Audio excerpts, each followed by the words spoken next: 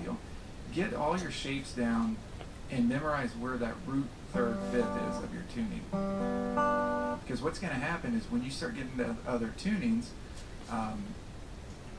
that root, third, fifth will just be in a different location.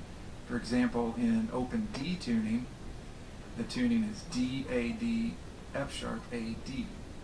Right, where the root, third, fifth of that chord would be D, F sharp, A, right, in open D tuning. So that would be fourth string, third string, second string, right, whereas open G tuning, it's on your sixth, fifth, and fourth string is your root, third, fifth, and then third, second, first, sixth, fifth, fourth, and third, second, first.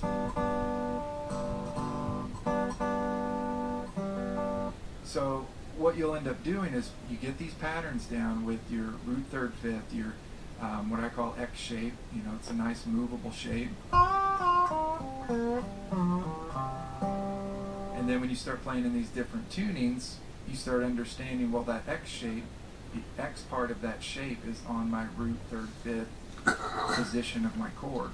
So say when you go to open D tuning and the root, third, fifth of that chord is on your fourth, third, and second string, you just move that whole X shape, and any shapes that you've learned in open G, you move it down a string, because that's where the root, third, fifth of your chord is in that tuning, if that makes sense. So once again, dobro, root, third, fifth, root, third, fifth.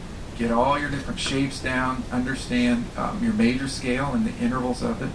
For example, a major scale has half steps between the third and fourth scale degree and the seventh and eighth scale degree.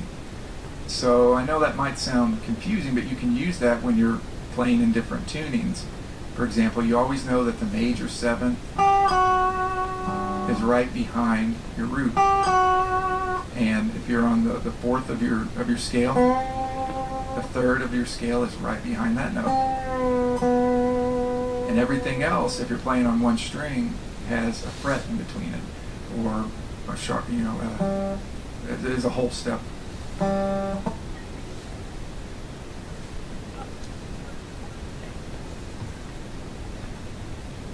Jump, like for example, G to A, it's 1 to 3, or 1 to 2, root to second, and then A to B, and then B to C. So that's whole step, half step, and another whole step. And that would be from 4 to 5 of your scale, the intervals of your scale. 5 to 6 is a whole step. 6 to 7 is a whole step, and 7 to 8 is a half step.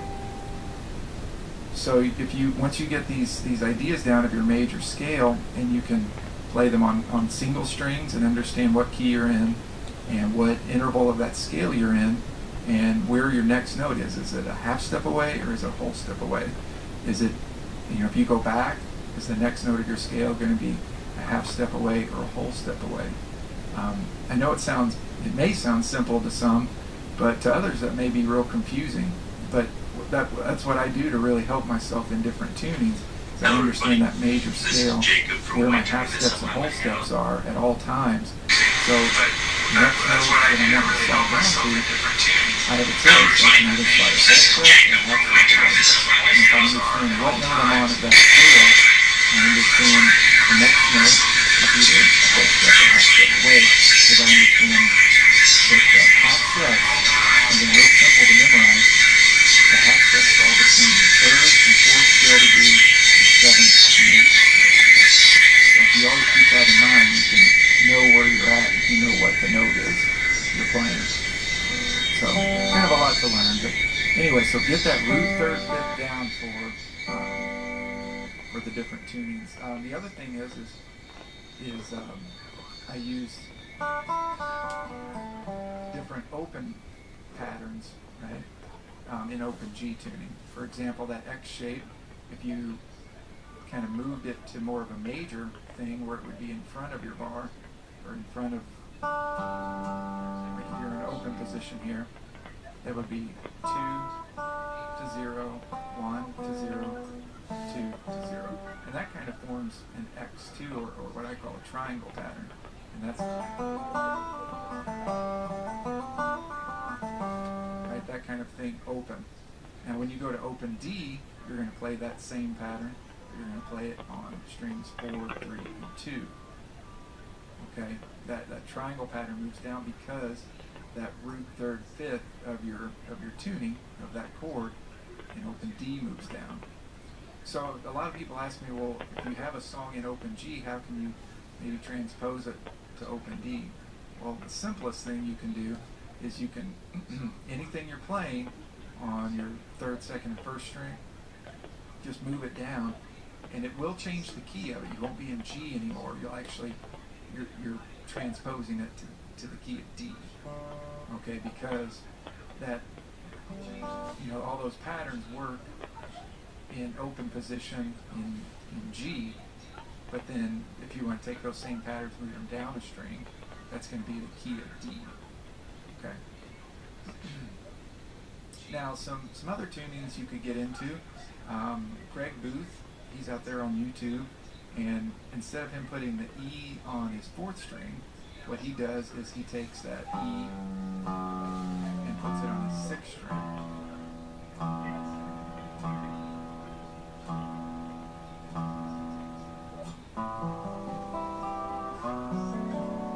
Now what that gives you when you do that is that gives you well, you have your normal G chord, right? G, B, D, and the other notes in G. And then because you have that low E, and you've got the notes G, B, got those kind of notes in there, that's an E minor. And as you can tell, that adjusted B string sounds weird against that E. Hear that? And I'm pretty sure Greg tunes his B strings. I think he tunes them with the tuner. That's probably why, so that he can, don't quote me on that, but I think I've read that somewhere.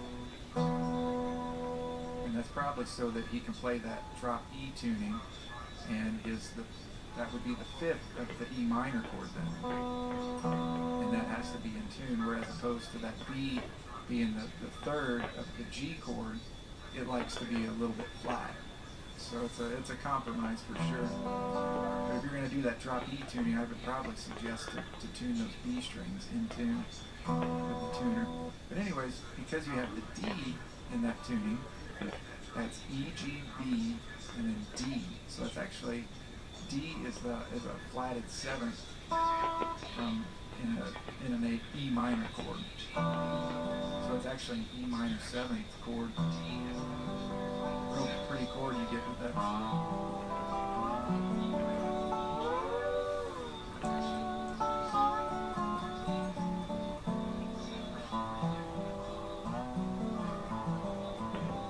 And then if you wanted to avoid the D note, you just got a nice E minor. So that's a nice way if you don't need that low G and you want to play some real lush minor chords. Or maybe you want that low E.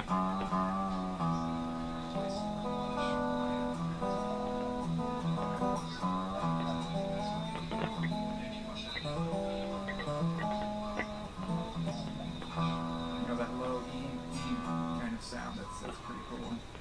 Okay, I'm going to tune this back up.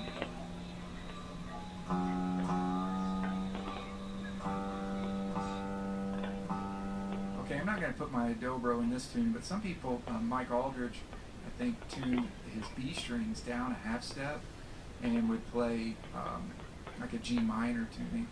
Now, I've written songs in G minor, and you kind of have to just avoid those open 2nd and 5th strings if you want to play in G minor. But that's a pretty cool way to get that minor sound, is to drop your 2nd and your 5th string down a half step. Let's see, what else? Oh yeah, so the other thing that's cool